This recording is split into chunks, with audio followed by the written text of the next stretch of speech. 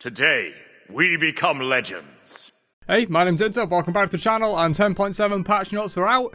In this video, we're going to be covering all the balance changes and stuff like that, but very soon I'm going to have a video out covering Charon, because his kit has been revealed on these patch notes, but it's actually yet to be shown on the update show. I'm recording this quite early, but once I get, the info from the update show and how everything's going to work, I'll also be putting out a ability overview for Charon, as I always do, so be sure to subscribe to the channel so you can catch that one as soon as it comes out. But yeah, we're going to be reviewing all of the balance changes and stuff in this video. Of course, 10.6 was a pretty huge patch, and probably a lot of things are going to need changes. The bonus update didn't really hit the mark, in my opinion, and so we'll see what they go for in these patch notes. This is my first look at them. I've not read through them whatsoever, so you're going to get my initial reaction to these. And yeah, first up, we have some game mode changes. So in Conquest, the Unleashed Titans, the golden XP rewards for defeating the Unleashed Titan are now provided locally instead of globally. So if you've only got one guy, if you just send your ADC over to deal with the Unleashed Titans or whatever, you're not going to get your whole team gold.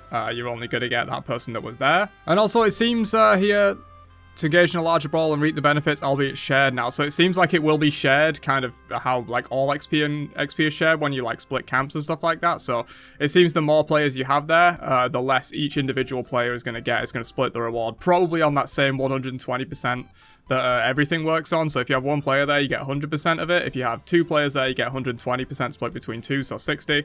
And then further on like that, if you have three players there, each person gets 40 and stuff like that. Soul Surges, everyone's favourite annoying mechanic introduced in 10.6. The movement speed buff provided while Inner Soul Surge has been decreased. The Soul Surge Spirits movement speed has been decreased, and their base HP has been decreased again. It was decreased in the bonus update as well. This is useful, especially the movement speed. They won't be able to chase you down quite as easily, but I still think they should just be melee, in my opinion. It's really annoying when they just spawn and then ping you with a ranged basic attack from miles away when you're trying to back or something like that, or trying to blink into a fight. They should be melee range, and they only get pulled if you attack them or if you come within melee range of them.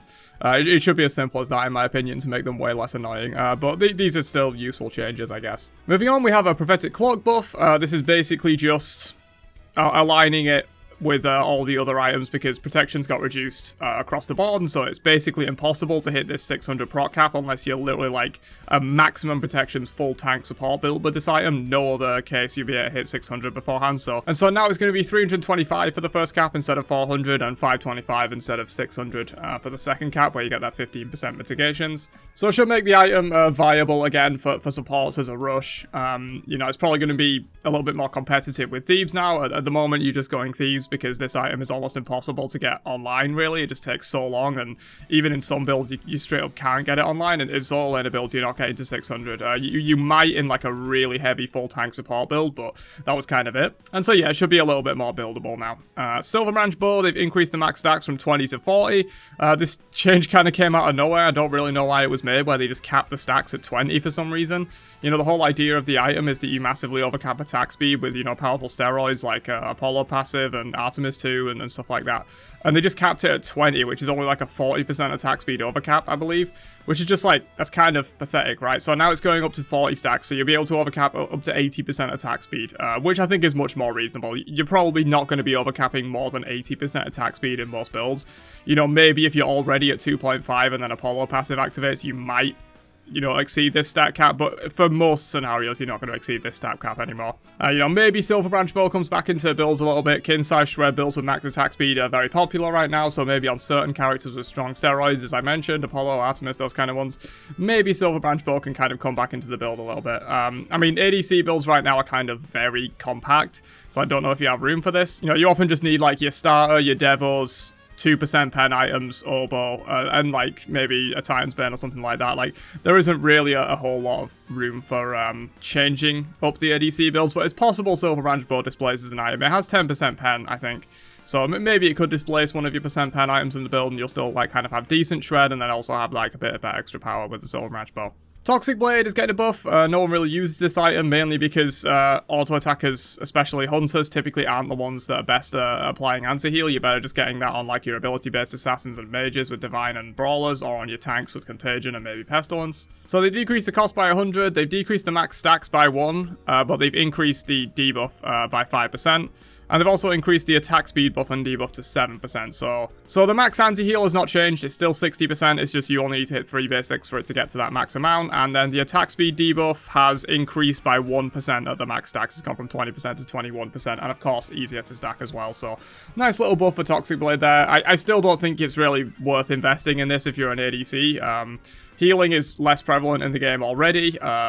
And you can just get anti-heal in other roles, and it's a lot more effective. You kind of need a lot of the items. As I said, ADC builds are compact right now. You probably can't afford to throw out like one of your percent pen items or like your Oboe or something just to buy Toxic Blade. It's probably not worth it. If anything, that attack speed buff and debuff does seem strong. You know, being able to just immediately apply 7% and then up to 21% as well.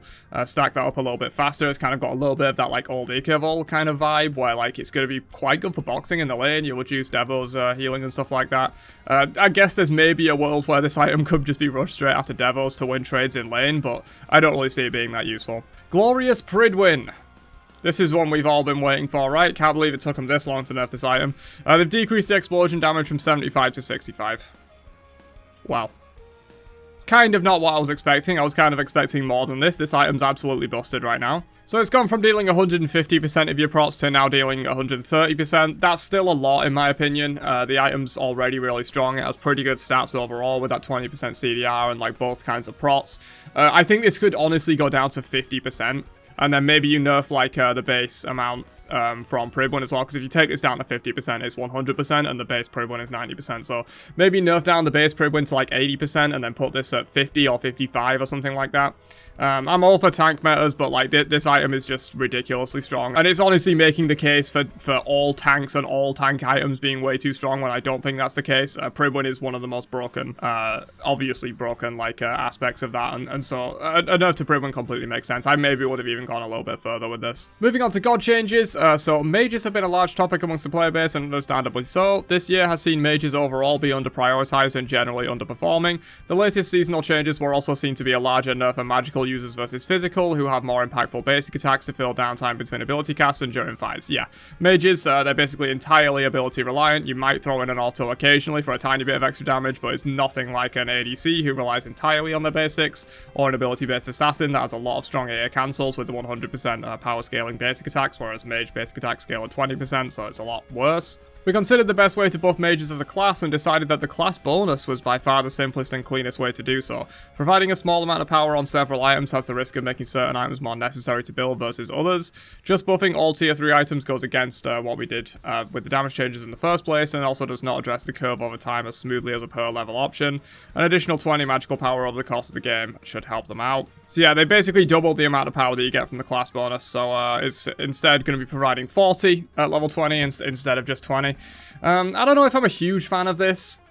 Like, they say here that buffing certain items' magical power could just make them necessary, but, like, do you not have any faith in your ability to balance the game? Like, it's fine to have, like, for example, Soul Reaver have way less power because it's got such a strong passive than something like Doom Orb that's, like, mainly a like, high-power item. And I think it would be absolutely fine to just bump up the power on a few of the mage items. They don't have to completely revert it, but, like, also going to make magical ADCs quite a bit stronger. They're just getting free power when they weren't even that bad and weren't really affected by the power changes anywhere near as much as traditional burst mages were. And I guess mage supports as well, mage solos, you know, when you're building Bruiser, you're just going to have 40 free magical power, which is kind of nice. Amaterasu getting a buff makes sense. We haven't seen Amber in a while. Auto attack Olorun is struggling quite a bit, so increase the base damage on her glorious charge in the early game. And they've decreased the cooldown by 1 second. I don't think this is going to do anything, to be honest. I mean, sure, sometimes you dash through the wave and then 2 as armor to clear it, but to be honest, you're probably going Golden Blade right now, and also the 2 is the majority of that damage. Her dash can be blocked by a smart player. The reduced cooldown is going to be nice, you know, in the late game you can have this up a little bit more often, but this base damage change is really going to mean nothing, to be honest. You rank this last anyway, and so really you're just getting a little bit like a 20 extra damage in the laning phase on this. It will help, but I don't think it's really going to address like the bigger issues that auto attack soul laners and Amaterasu have in general. Bastet gets more physical power scaling on Razor Whip and a decreased cooldown on it as well. Yeah, Bastet been underperforming quite substantially, so this is going to be dealing 10% more scaling overall overall and a 1 second off the cooldown.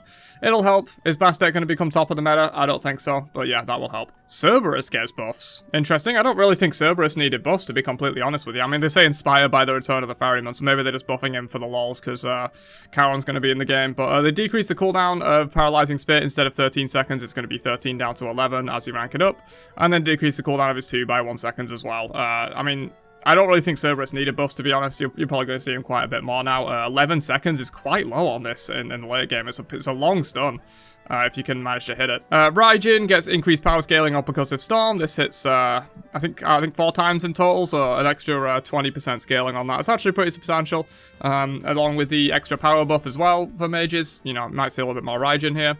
Tiamat gets buffs. Interesting. They've increased the scale mitigation earned from magical power. Right, okay, so it's not really a Tiamat buff, it's more so similar to the Prophetic Cloak change, where she has to have a magical power requirement to get the mitigations, and magical power was reduced across the board, so they're essentially just fixing that. Tiamat now needs 100 less magical power to reach the full cap. Ula buff. I'm sad about this. I know he's underperforming, and he probably does need a buff, but seriously, fuck when Ula is top of the meta, dude. 100% scaling instead of 90% now on Hail of Arrows, and Ula now gains... Oh, they've done the tier thing. Dude, that's actually huge. Nah, dude, Ula meta incoming, what the hell? So Ula now gains half of the stat bonuses when in opposite stance. How much does this actually give? Dude, this gives 35% attack speed and 30% lifesteal at max rank, so... Once you're in the late game, if you're in bow stance, you're getting 15% lifesteal just for free. After, like, lifesteal has been nerfed quite substantially. How much does Devos have at the moment? Dude, fully stacked Devos only has 15%. You're just getting a fully stacked Devos worth of lifesteal for completely free in the late game. Granted, it's not quite as strong as it would be on a normal hunter, because Ula's very ability-based and doing a lot of damage with his abilities and not basic attacking as much, so it won't be quite as relevant. But you also have 35% attack speed, so in axe stance... Again, you don't spend much time in axe stance, so this won't matter too much, but you'll get an extra 17.5% attack speed in axe stance as well. This is really huge, dude. This is whatever, but, like, nah, this change is huge, dude. I think we're going to see a lot more Ula. I think Ula's genuinely going to come back into the meta, like, with quite a force here. Olorun shift, it seems like they're doing a very similar thing to the Tiamat and Prophetic Cloak change. This should have been done a while ago, I feel like. It should have probably been preempted in the patch. You know, it's obvious that reducing all the stats in the game, you have to make changes to these stat requirement passives and stuff like that. But they've decreased the initial threshold to start getting crit chance from 150 to 100. They've increased the base chance to 20% from 15, and they've increased the conversion from 1 to 2% per 10 power of items. Oh, that's huge, dude. So they've essentially made it doubly as easy to start getting crit chance. Yeah, instead of, 150 power to get 15%, it's now 100 to get 20%, which is huge. And the conversion is also twice as effective now, so... Yeah, so the crit chance cap is, I believe, 70% for Olorun, so you're already getting 20%. You get 2% per 10 magical power, so that's... Dude, you only need 250 beyond this. You only need 350 power on Olorun to hit the crit chance cap now. Oh, I mean, they've decreased the critical strike damage from 1.5x to 1.3x, so it's a lot easier to get that crit chance, like, insanely easy. You're gonna hit this, like, so quickly in your build now, especially because Olorun now gets 40 power instead of 20 from his free Mage passive as well, so it's gonna be so much easier, like, twice as easy to get the crit chance online now, but they've decreased the critical strike damage by 0.2x, so... Crits are going to be hitting less hard now, but you're going to way more consistently get crits in your builds with Olorun. I think this is definitely overall a buff, which is interesting because Olorun's probably one of the stronger magical ADCs at the moment. Magical ADCs aren't exactly dominating the meta, we all know that, but we did see a bit of Freya. Olorun has also seen a bit of play in the Masters LAN as well, and so I think Olorun's probably going to be really strong after these changes. Achilles gets a nerf to the bonus protection per level and the physical power bonus per level as well from his passive. This has been nerfed a billion times, I feel like. Free stats are going to be really strong when stats get nerfed, and so Achilles has been quite good. I honestly don't even think he's like one of the top 3 solo laners in my opinion, so hopefully we see like some Raven and maybe some tier nerfs as well. Achilles wouldn't have been one of the ones that I would particularly target over like Raven or Tier or something. But yeah, reducing the free stats there. To be honest, I would have hit the 2 instead of the passive, to be completely honest. I think the 2 is what makes it so insane. Like when you press that 2, you just become like giga tanky, dude, and it can bypass the protection cap as well. But yeah, Achilles probably did need a nerf. I'm pretty happy to see this, but I'm hoping further down here they hit some of the other like soul lane gods that are kind of dominating at the moment. Hachiman nerf, they've decreased the attack speed per stack. Oh, they've halved it. Okay, so that's pretty huge. Along with the nerf to the damage of his 1, either last patch or the patch before that. that. Hachiman definitely going to be taken down quite a bit. We might see a little bit more of a variety in the kind of top meta of the ADC role. And down here we see we do have a Raven and a tier nerf, which is good. This is good. So they've decreased the health shield gain per stack from 9% to 8%. That's all they've done. I would have done more to Raven, man. This should have gone down to at least 7%, maybe even 6%, in my opinion. And then I probably would have nerfed him in some other way. Maybe the cooldown of his 1, maybe even the cooldown of his ultimate. I think, honestly, Raven ult should be fine at 110 seconds always, or 100 seconds always, instead of going down to 90 in the late game, because that's 54 seconds with max CDR, which you're obviously building on Raven solo, so... yeah, I would have nerfed Raven more, to be honest. But here's the reason. Raven is an interesting case as he was performing quite low across the board. Yeah, it's one of these cases where, like, Raven is clearly strong. Everyone believes he's strong. He's dominating in the Pro League, but because he has a low overall win rate, they're really hesitant to nerf him. I don't know, dude. I'm always not a huge fan of that balance philosophy where they prefer just, like, straight up, like, win rate stats across all ranks rather than, like, looking at community perception, how they're performing in the Pro League, how the best players are actually using that god. I would rather have seen a larger nerf to Raven, to be honest. Tier, increased cooldown on Lawbringer. Why did this scale down to 70? Okay, this is good. This should have been at 90 anyway. If anything, this should be 100 seconds, given the fact that it now stuns. Yeah, absolutely no idea why that scales down to 70. That's like 40 seconds with max CDR in the late game. Jesus Christ, I didn't even know that was happening. That's probably why tier feels so oppressive, man. Yeah, good change. Honestly, I would have been fine with this going up to 100 seconds, but good overall. Tier also got a nerf last patch, so we'll see kind of where he performs after this in terms of solo lane prevalence. But yeah, that's all we've got for this patch. Not actually that many changes. I was kind of expecting a little bit more of like sweeping changes. A lot of these changes are really just unimpactful in my opinion. Like this armor buff means nothing. This Bastet buff means nothing. Cerberus buff I don't even think was necessary. The Raijin buff is pretty substantial and probably was necessary. We haven't seen a lot of Raijin, and that's 20% scaling per hit, so that's pretty huge. Tiamat was basically just fixed, not really buffed. The Ula buff is huge in my opinion. Probably going to see a lot more Ula. Olorun was fixed, but also a big buff in my opinion. Achilles, yeah, whatever. Hachiman, yeah, whatever. Raven, I would have nerfed more. Tia is about right, but I maybe would have nerfed him a little bit more. And then like Glorious Pribwin as well, probably should have at least gone down to 60% in my opinion, maybe even 55%. Toxic Blade buff, probably going to be pretty impactful. It's just this item's not really super useful. Probably a little bit better now on like auto attack soloers or junglers that might want this item, but for hunters, it's just hard to fit in your build. Soul Branch change is excellent, I like it. Prophetic Cloak just basically fixed. And then, yeah, Soul Surges I probably would have done more as well. Overall, not a bad patch, but a little disappointing in my opinion. I would have liked to have seen more done. I think there are definitely some core issues with the game, and a lot of them were hit, to be completely honest, but I think maybe some of them should have been hit a little bit harder. But yeah, that's my thoughts on the balance changes for 10.7. Be sure to stay tuned. I'm going to have a Charon ability overview coming out. It looks really cool. So once he's shown on patch notes, I'm going to be dropping that as soon as I can. So be sure to subscribe to the channel if you want to catch that. And I will catch you guys in another one later on. Have a great day, and peace out, you nerds.